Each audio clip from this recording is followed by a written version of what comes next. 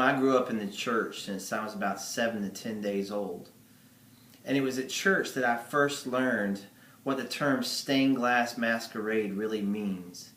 People who come to church and they put on a front and they pretend like they have no sins and no faults and no problems in their life, knowing full well as we look at each other that we have those things going on, and yet we pretend again like everything is okay. And the sad part is we even do that with Jesus Christ. We put on a front and we say, God, I have it under control and I know exactly what I'm doing, and I'm just going to come to church and worship you, and I'm going to live for you, and I'm going to do these things for you at church. But then we change as soon as we get home or as soon as we leave the door of the church. It was at a young age that I realized that you had to act a certain way, that you had to dress a certain way, that you had to be a certain way and carry yourself a certain way when you were at church. And then you'd go home and you'd have things that you did there. I was the oldest brother in my family. I was also one of the older cousins, and my mom always told me that I was responsible for them. I had to set an example for them so that they could follow after my example. And so that responsibility was placed on me again at a young age. And so I developed a certain role, or formed myself into a certain role there. After that, it wasn't long and I was going to school, and I learned quick at school what you were supposed to do and how you were supposed to act at school for teachers and principals, so they would consider you a good student and you'd have the benefits or to do the different things because you were a good student. And so you carried yourself a different way at school than even you did at home or the way that you did at church.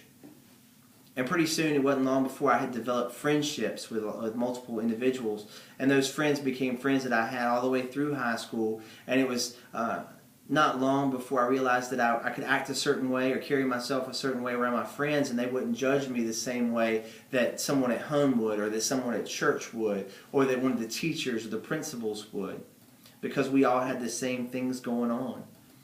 And so not long after that, the internet came out, and then things like Facebook come out, and so you have a whole way that you're supposed to act, and it opens up this whole new world where you can act a certain way, or you can carry yourself in a whole different manner than you would even with your friends, or even with church, or with your home life.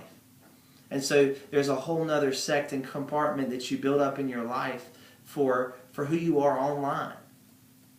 And then I started working at a job, and so I'm working at this job, and I'm doing what I do, and so I realized that there's a role that I'm supposed to play even at work, and there's a way that I act around coworkers that if someone from church saw me, would they recognize who that I am? Would they think of me as a hypocrite? Would they consider what I do hypocrisy because I carry myself differently depending upon who I'm with? And lastly, there is, who am I when it's just me? Who am I when it's just me and God, and there's no filters? I don't have to pretend to be anything I'm not. I don't have to fake it. I don't have to live a certain way or carry myself a certain way because other people may be watching me. It's just who I am and what I'm doing because I feel like doing it, because I want to do it. And so I think that might be the beginning of the problem with us as Christians. You see, we compartmentalize our lives so much, and we pretend to have it all together, and yet at church even, but then in our lives we have all these different boxes that we compartmentalize people into, and we put different relationships into so that we will be able to be cool or to fit in with whoever we're around. And I don't believe that that's what God is calling us to do, what Jesus is asking for us to do as Christians. I believe that what He's telling us is He wants us to be Christians first. He wants us to trust in Him, to put our faith in Him, and let Him lead our lives so that we don't make a mess of it. Because let's be honest, that's exactly what we're doing. We're making a mess of our lives in the way that we're living when we try to do it ourselves. I think that Christians set a stigma in the church today, because when people who are not Christians look at us, how are they going to be able to tell that we are Christians? How are they going to know who Jesus Christ is and that He's the Redeemer and the Savior of their lives if they look at our lives as an example of who He is? I have an illustration that I want to try to share with you tonight as we go through this. let's just pretend that this is me.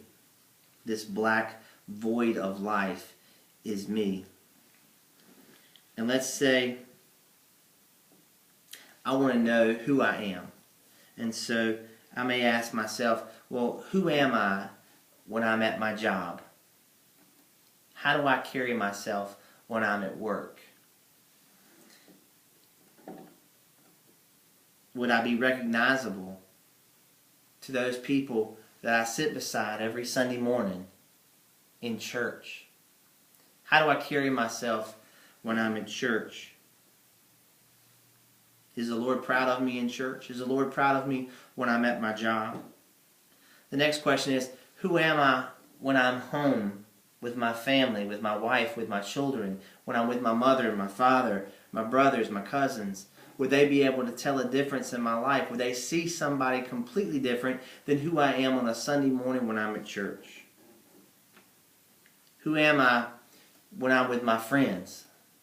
When I'm hanging out on a Friday or Saturday night, or when I'm at a football game, when I'm at a basketball game, when we're just shooting ball on the outside or doing something like that? You know, how am I carrying myself? And am I representing Jesus in my life the way that I'm carrying myself when I'm with my friends, when I'm at home, when I'm at work, you know, when I am at church? Who am I online? Who am I when I'm on Facebook or on Twitter?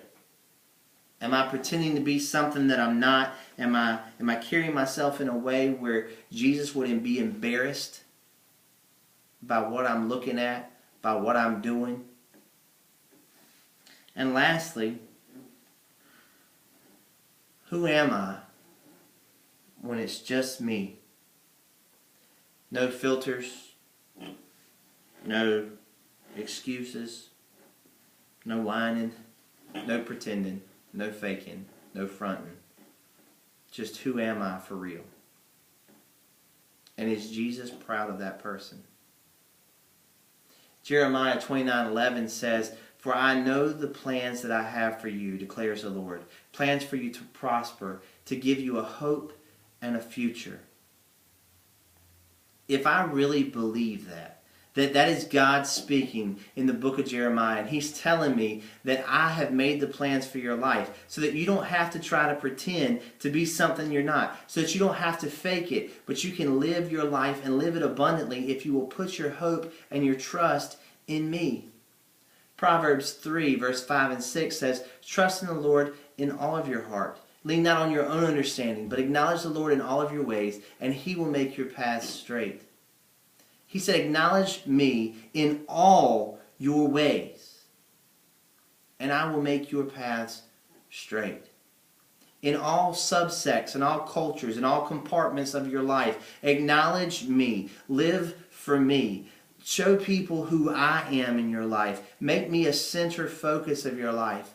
And when you do that, I will clear up all the gray and the muddy water and the murkiness of your life. I will make it better. I will make it right and straight.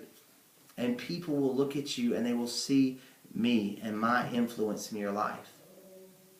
And the reality of that is that if we will just do those things, if we will live in that way, that Christ will look at us and He will say simply 3 words.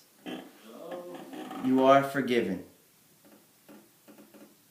My name is Gary Phelps, and I am second.